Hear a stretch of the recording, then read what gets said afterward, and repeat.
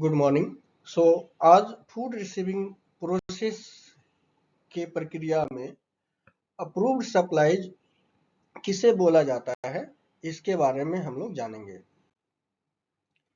तो approved supplies को समझने के लिए हमें एनुअल कॉन्ट्रैक्ट प्रक्रिया के बारे में समझना बहुत जरूरी है। सभी hotels annual contract financial year के शुरुआत होने से पहले बनाते हैं।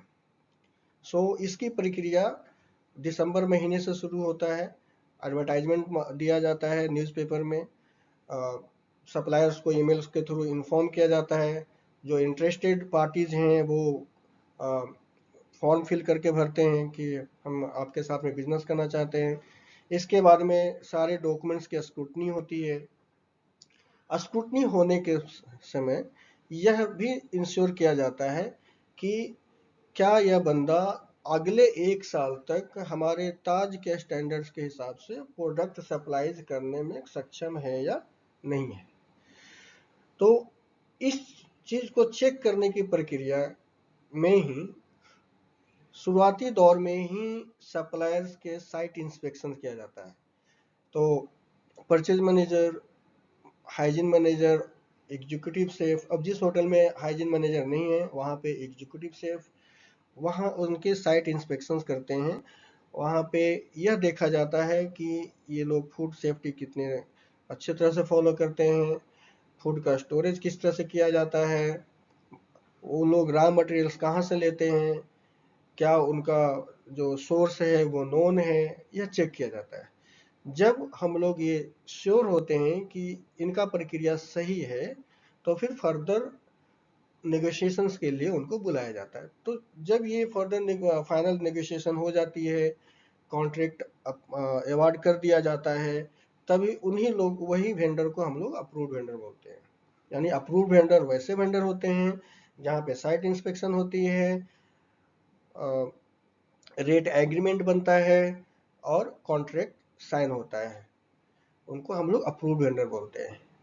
सो अप्रूव्ड सप्लाईज का मतलब अब क्या होता है कि जब मटेरियल्स प्रोक्योरमेंट के समय पीओ रिलीज किया जाता है और उस पीओ में क्लियरली ये मेंशन किया जाता है कि कौन सा प्रोडक्ट किस क्वालिटी का होना चाहिए और हमें कितना चाहिए, कब चाहिए।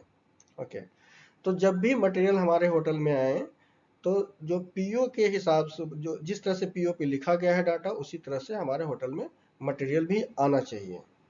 तो उसको बोला जाता है approved supplies. So approved supplies means purchasing and of material only from FSSAI registered vendor और licensed vendor. So जितने भी वेंडर होंगे वो FSSAI से या तो रजिस्टर्ड होंगे या तो लाइसेंस्ड होंगे। अगर लाइसेंस नहीं है तो हम लोग कॉन्ट्रैक्ट उनको नहीं देते हैं। फिर वैलिड कॉन्ट्रैक्ट, तो जो कॉन्ट्रैक्ट का एक्सपायरी डेट है तभी तक हम उनसे प्रोडक्ट ले सकते हैं, नहीं तो हमें उनसे प्रोडक्ट नहीं लेना चाहिए और ना लेते हैं। अब सारे वेंडर्स, जितने भी फूड वेंडर्स होते हैं, उनका एक लिस्ट बनाया जाता है जिसको हम लोग बोलते हैं अप्रूव्ड वेंडर लिस्ट और सप्लायर लिस्ट। और वहाँ पे उनके मटेरियल सप्लाईज के नेचर पे के अनुसार सारे वेंडर को 3 पार्ट में डिवाइड किया जाता है। Okay, so high risk vendor, medium risk vendor और low risk vendor. High risk vendor मतलब अगर वो पेरिशेबल फूड सप्लाईज करते हैं, वैसे प्रोडक्ट जिसका खराब होने की संभावना बहुत ज़्यादा होता है, उसको उनको हाई रिस्क वेंडर बोला जाता है। मीडियम रिस्क जैसे फ्रूट्स एंड वेजिटेबल्स सेमी पेरिशेबल्स होते हैं। और लो रिस्क वैसे वेंडर को बोला जाता है जो जैसे ग्रोसरीज के मटेरियल अगर सप्लायर हैं तो उनको लो रिस्क बोला जाता है। हाई रिस्क को साल में 2 बार ऑडिट किया जाता है, मीडियम और लो को साल में 1 बार ऑडिट किया जाता है।